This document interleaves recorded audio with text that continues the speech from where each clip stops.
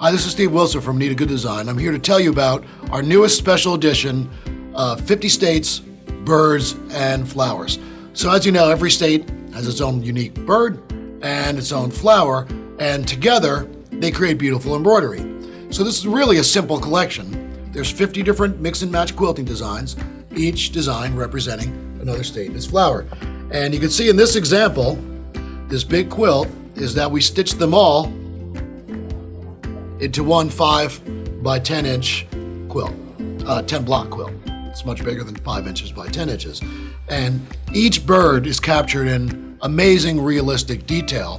Now you can make these in any arrangement that you want. You could embroider the birds and flowers of states you visited for more of a memory quilt. But any way you do it, these designs are beautiful when used together. Each block comes with really a simple black border, so the birds and flowers really stand out. And I think this is a project that anybody would love to hang in their home once it's finished. So this is the 50 state birds and flowers from Anita Goodesign, and we hope you love this collection as much as I do.